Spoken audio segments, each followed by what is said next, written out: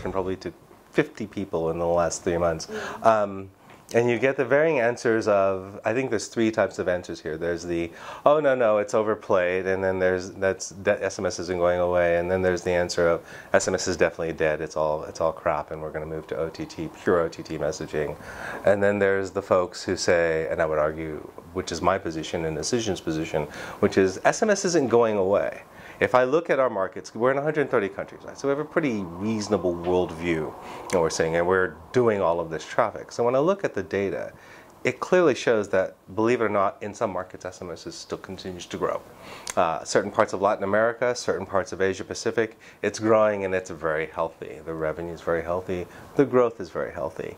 In markets that you would expect where SMS should be just falling off the radar, interestingly enough, a lot of the OTT interactions drive a lot more SMS than you would think. The fact is that the millennial has the latest iPhone, probably more likely to have an Android, and they're still communicating with friends and family. And family includes grandma who's still sitting on her Nokia 6210 going, I don't see the buttons. And she still has to communicate, right? So not everybody gets a smartphone. If you look at places in Indonesia, the growth of smartphones is phenomenal. And the actual handset ownership exceeds the population of users.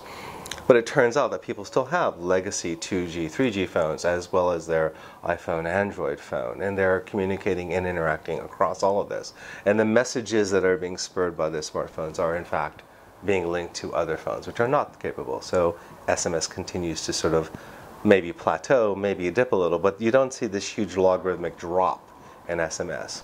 The biggest factor that's keeping SMS from disappearing is the fact that a lot of the ATP messaging, application to person messaging, is increasing. So from one extreme, let's say bank statements or bank notifications, making sure that Barclays notifies you that you have a large debit alert. You want to get that message.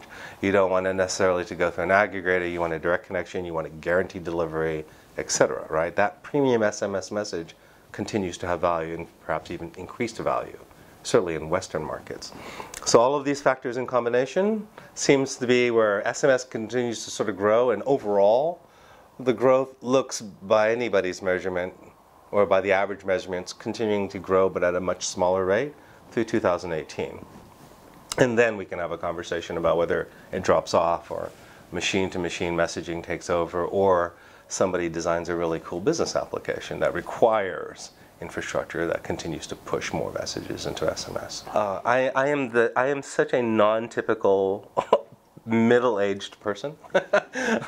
I can't imagine. I've never looked at my bill, although I get nasty notices from the IT department about my mobile bill. So I know that I use a phenomenal number of SMS messages during the day, and a lot of it is international, of course.